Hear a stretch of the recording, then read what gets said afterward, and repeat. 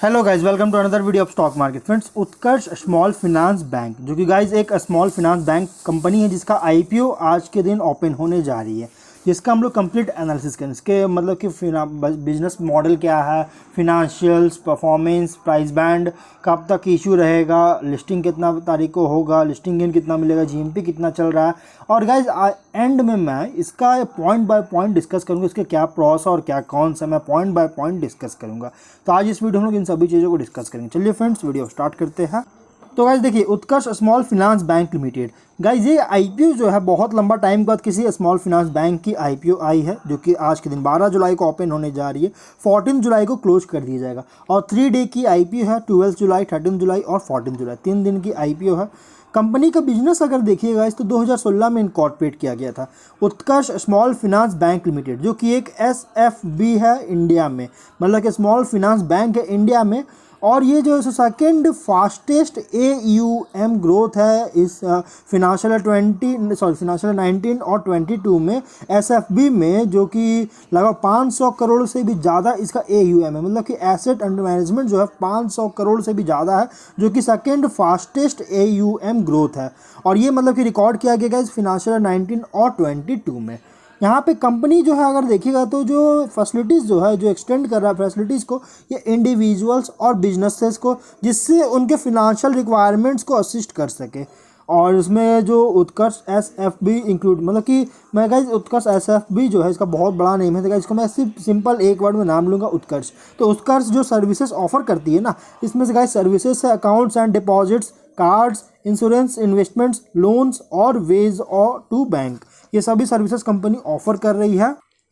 और अगर हम इसके कस्टमर्स की बात करें गाइस उत्कर्ष स्मॉल फाइनेंस बैंक लिमिटेड का, तो गाइस इसका कस्टमर्स जैसे बहुत सारे फीचर्स को अवेल कर सकते हैं, जैसे टॉपअप या बैलेंस ट्रांसफ़र फैसिलिटी, फिर hassle free processing with easy documentation process, जो कि और साथ में कंपनी जो है सो कोई भी जो है सो इसमें मतलब कि इनके जो फीचर्स में गाइस एक और चीज़ है कि कोई भी मतलब कि 50 करोड़ तक का लोन ले सकते हैं, मतलब कि 50 करोड़ तक का लोन ले सकते हैं, और टेनर भी 30 ईयर्स तक का हो सकता है, ले सकते हैं। और जिसमें का यहाँ पे एफिशिएंट एलिजिबिलिटी भी है सैलरीड और सेल्फ एम्प्लॉयड इंडिविजुअल्स के लिए। अगर हम इसके कंपनी का जो डाइवर्स प्रोडक्ट पोर्टफोलियो और माइक्रो फिनांस भी है, जो कि बहुत ज़्यादा फोकस किया जा रहा है बिजनेस सेगमेंट, बहुत सारे बिजनेस सेगमेंट पर फोकस किया जा रहा है। और यहाँ पे जो कि इसका एसेट प्रोडक्ट जो है एंटिटी का, इसमें गाइस इंक्लूड है माइक्रो बैंकिंग लोन्स, जो कि जॉइंट लाइबिलिटी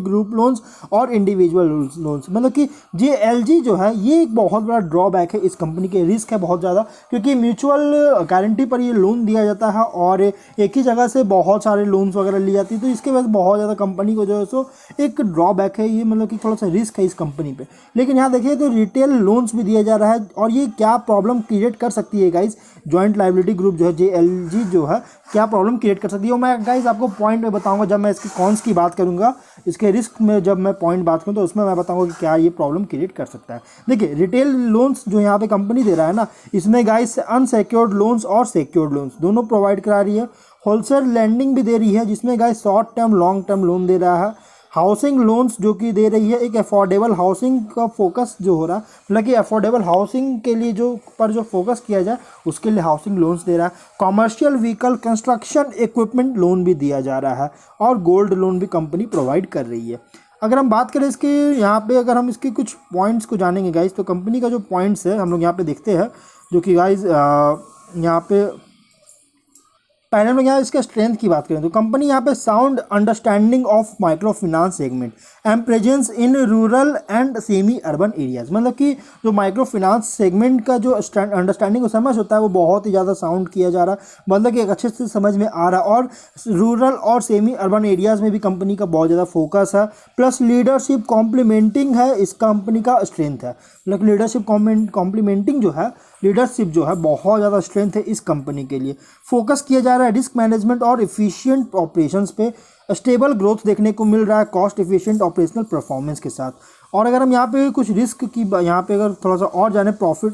स्ट्रेंथ की बात, तो गाइस कंपनी यहाँ पे देखिएगा तो ये जो है सो बैंक जो है लगभग 51 नए बैंकिंग आउटलेट्स को फिनेंशियल 21 में कोविड पैंडेमिक के दौरान जो है सो ओपन किया था 51 नए बैंकिंग आउटलेट्स का, जो कि कंफर्मिंग पॉजिटिव ग्रोथ है इस कंपनी के लिए, बहुत ज़्यादा पॉजिटिव ग्रोथ है कोविड पैंडेमिक के टाइम का। और प्लस एक डाइवर्सिफाइड डिस्ट्रीब्यूशन नेटवर्क भी है इस कंपनी के, जो कि सिग्निफिकेंट किया जा रहा है क्रॉस सेलिंग अपॉर्चुनिटीज़ को, जो कि इस कंपनी का बहुत बड़ा स्ट्रेंथ है। और अगर देखिएगा तो हाईली, और अगर रिस्क की बात करेगा तो हाईली डिपेंडेंसी है टॉप 5 डिपॉजिटर्स और टॉप 20 डिपॉजिटर्स पर, जो कि लास्ट 3 फिनेंशियल ईयर्स में कुछ रिड्यूस देखने को मिला, मतलब रिडक्शन देखने को मिल रहा है, मतलब क्या जिसमें जो है सो कमी देखने को मिल रहा है, गिरावट आ रही है। प्लस कंपनी यहाँ पे अगर देखिएगा तो बिगर SFB कॉम्पिटिटर्स है, मतलब किसके जो कॉम्पिटिटर बहुत बड़े बड़े कंपनी जिसके कॉम्पिटिटर भी है, जैसे इक्विटैस है, उज्जीवन, क्रेडिट एक्सेस, बंधन, फिर AUSFB जो कि बहुत ज़्यादा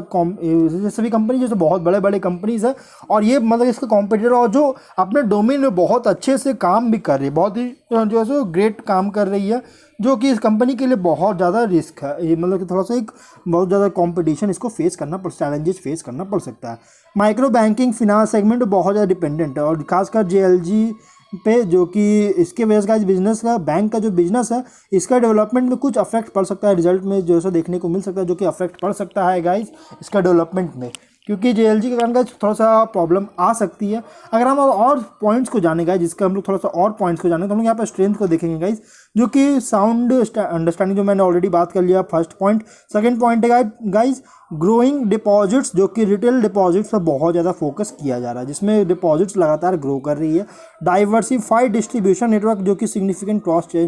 सेलिंग अपॉर्चुनिटी, जो मैंने ऑलरेडी बात कर लिया, जिसमें कंपनी 686 बैंकिंग आउटलेट्स है इसके 22 स्टेट्स में और यूनियन टेरिटरीज में, जो कि अराउंड इंडिया में 224 डिस्ट्रिक्ट्स को कवर कर रहा है, जिसमें से 434 बैंकिंग आउटलेट्स जो है ये रूरल और सेमी अर्बन एरिया में, जो कि कॉम्बिनेशन है रूरल और सेमी अर्बन का, इसमें जो है 434 बैंकिंग आउटलेट्स इसका जो है सो अभी तक देखने को मिला है, जो कि कोविड में 51 बैंकिंग आउटलेट्स को ऑलरेडी जो है सो ये मतलब कि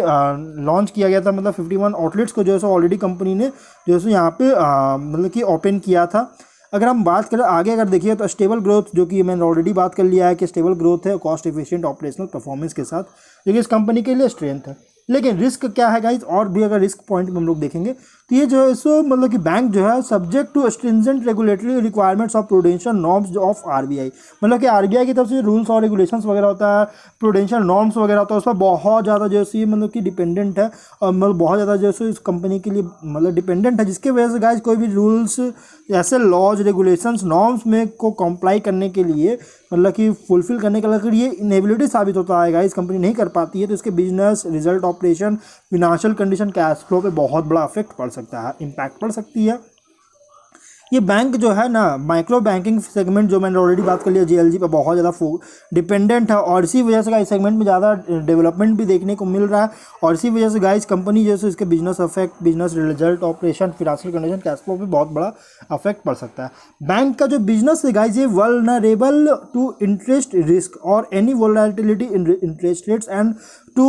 और inability to manage interest risk, मतलब कि यहाँ पे कंपनी बताया जा रहा है कि बैंक का जो बिजनेस है ना ये इंटरेस्ट रेट रिस्क पर बहुत ज़्यादा वल्नरेबल है, और इंटरेस्ट रेट्स जो है ना इसका बहुत ज़्यादा वोलेटिलिटी होती है, अगर कोई वोलेटिलिटी होती है या फिर इंटरेस्ट रेट रिस्क को मैनेज करने में इनेबिलिटी होता है ना गाइस, तो कंपनी का जो net interest margin, income from treasury operation, business, financial condition, result of operation, cash flow, इन सभी पे बहुत बड़ा अफेक्ट पड़ सकता है और निगेटिव अफेक्ट पड़ सकती है। अगर हम इसके फिनेंशियल्स को देखेंगे गाइज, तो कंपनी का जो फिनेंशियल्स है ना गाइज अब तक जो देखने को मिला है 20 में 94 करोड़ का 9404 करोड़ का एसेट्स, 1406 करोड़ का रेवेन्यू, 186 करोड़ का प्रॉफिट देखने को मिल रहा है। 21 में 121.3 करोड़ का एसेट्स, 12,137 करोड़ का एसेट्स, 1705 करोड़ का रेवेन्यू, 111 करोड़ का प्रॉफिट है। 22 में 15,063 करोड़ का एसेट्स है, 2,033 करोड़ का रेवेन्यू, 61 करोड़ का प्रॉफिट है,